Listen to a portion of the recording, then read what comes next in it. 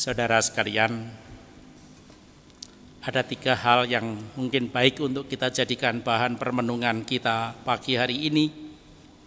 Yang pertama adalah tentang pesta ini sendiri. Hari Minggu yang paling dekat dengan Minggu Keluarga selalu menjadi hari raya penampakan Tuhan kepada segala bangsa. Dengan perayaan seperti ini mau dikatakan kepada kita, sebagaimana juga jelas entah itu dalam bacaan pertama dari kitab Yesaya maupun dalam surat Paulus kepada jemaat di Efesus, yaitu bahwa Injil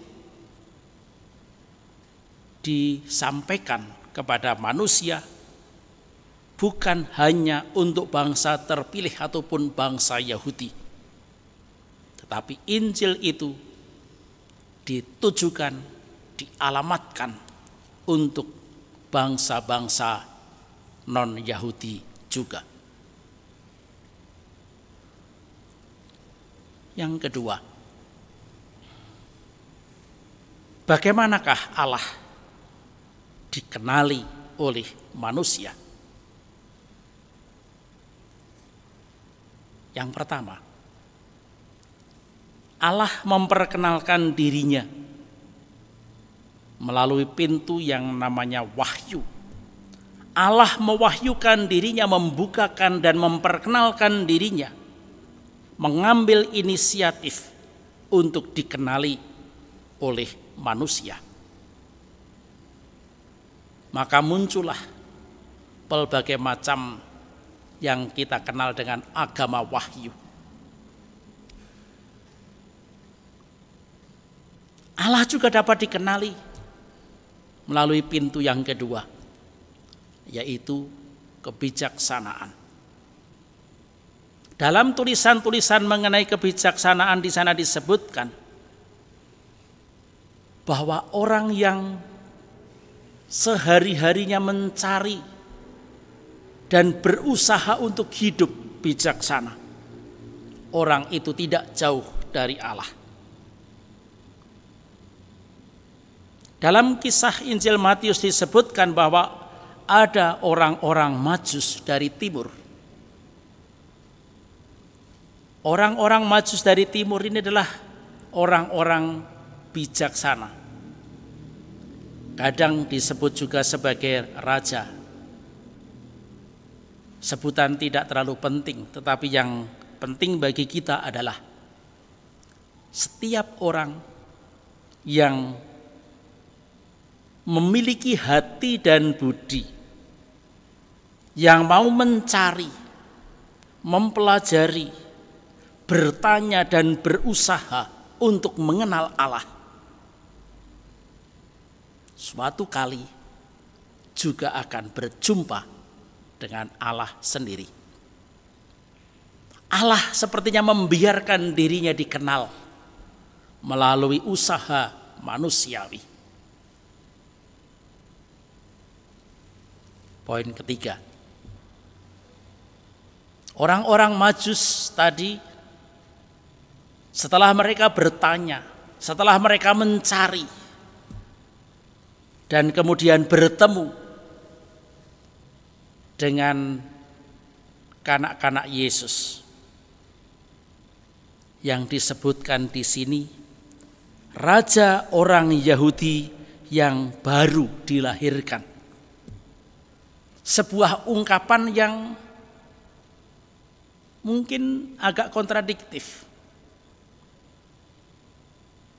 Karena raja biasanya seseorang menjadi raja pada waktu dia sudah dewasa. Tetapi Yesus sudah sejak awal disebutkan sebagai raja orang Yahudi. Dan dia saat ini dilahirkan, artinya menjadi bayi. Sebutan raja orang Yahudi bagi Yesus nanti akan disebut sekali lagi oleh Pilatus pada waktu Yesus disalibkan di puncak Golgota dan di atas kepala Yesus dicantumkan tanda, inilah Yesus dari Nazaret, raja orang Yahudi.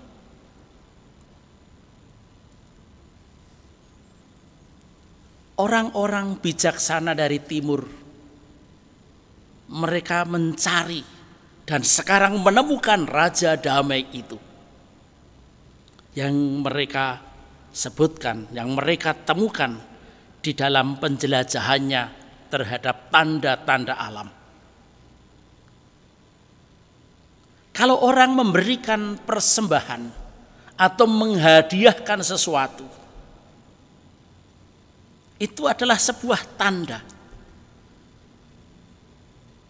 Tanda bahwa orang ini bergembira. Seperti tadi juga dikatakan oleh Matius. Ketika mereka melihat bintang itu, sangat bersukacitalah mereka. Hati orang-orang bijak ini sungguh bergembira. Dan hanya orang yang bergembira dan bahagia, dia tergerak untuk memberi. Tidak ada orang yang sedih lalu memberi. Pemberian itu sendiri adalah ungkapan kegembiraan. Yang kedua, pemberian itu adalah tanda cinta. Tanda bahwa kita punya relasi yang dekat dengan orang yang kita beri dari sebagian yang kita miliki. Pemberian itu juga sekaligus menjadi sebuah tanda bahwa kita menghargai orang yang kita beri. Kita memberi sesuatu yang baik.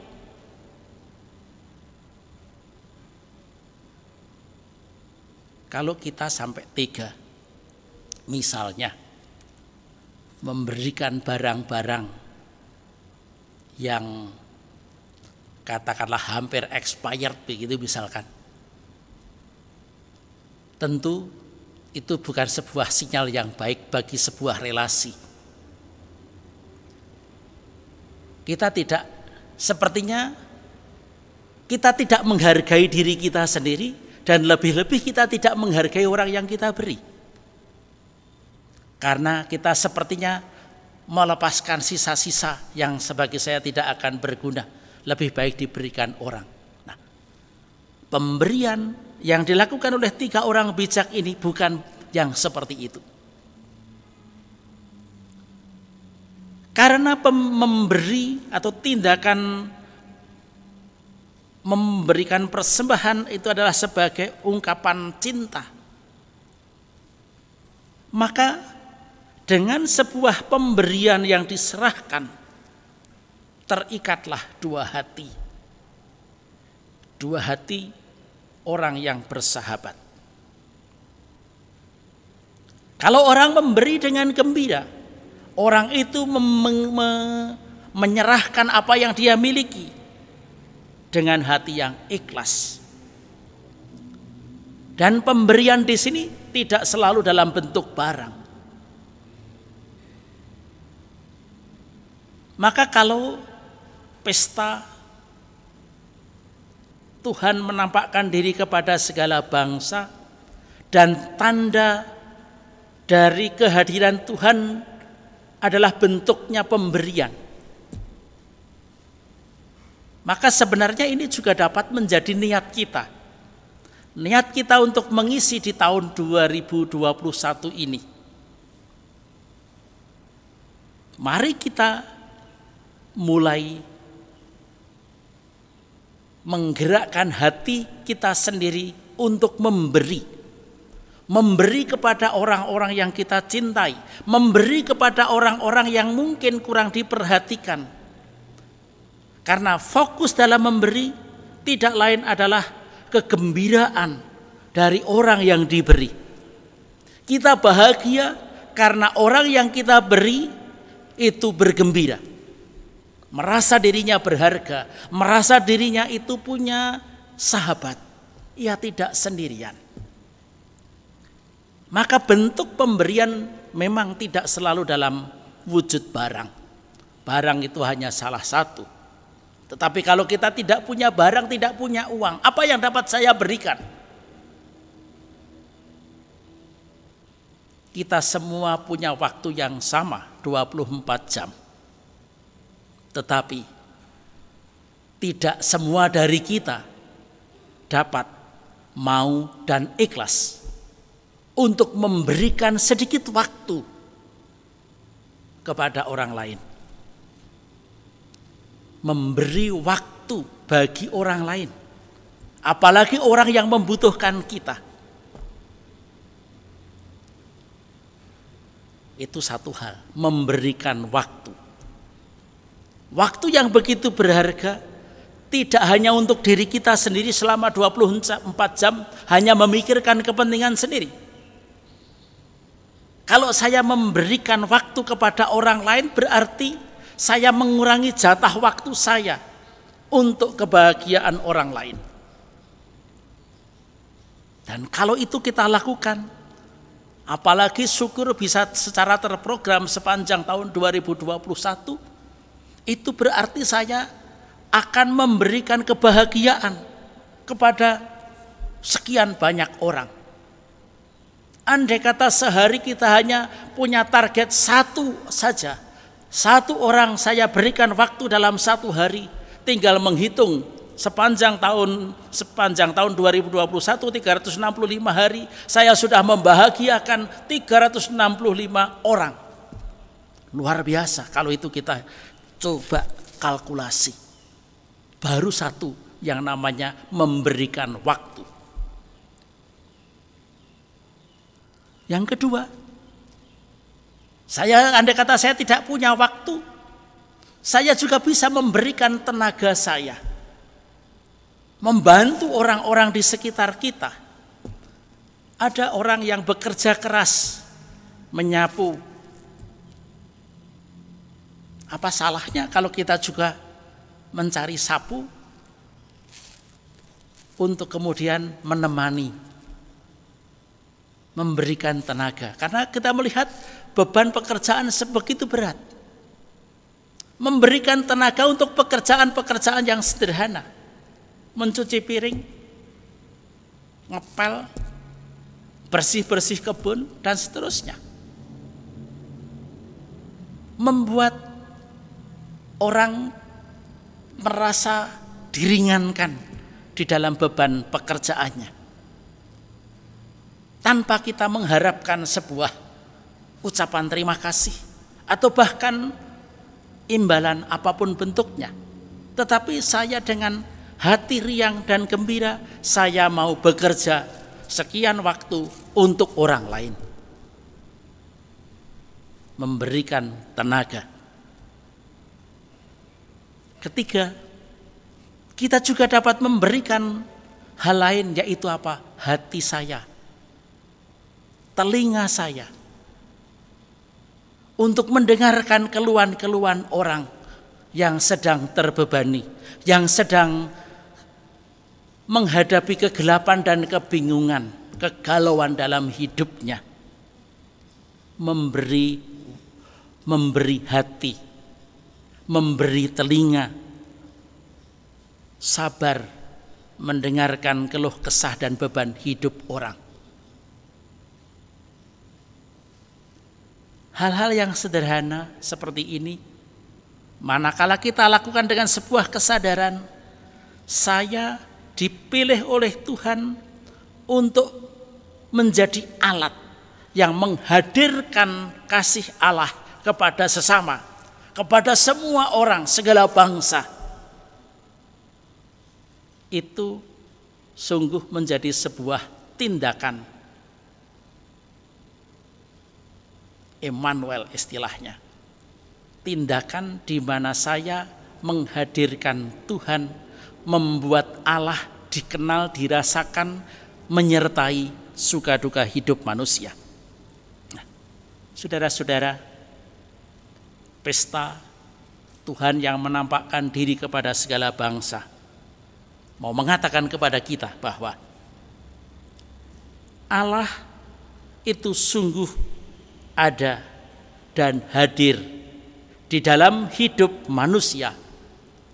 Bukan sekedar hadir dan ada dalam hidup manusia pada umumnya, tetapi Allah hadir di dalam kehidupan real manusia, yaitu di tengah keluarga. Para bijak dari timur menyaksikan kebahagiaan keluarga kecil Yosef, Maria, dan kanak-kanak Yesus. Dan mata mereka terbuka. Oh, sesederhana inilah Allah yang hadir di dalam hidup manusia, yang tersembunyi dalam keseharian kita. Allah hadir ditemukan dan dirasakan pada waktu hati kita mau membuka diri kepada sesama, pada waktu kita tergerak untuk berbagi, pada waktu hati budi kita dengan tekun mencari dan menemukan Tuhan. Kita teguhkan iman kita dengan syahadat para rasul.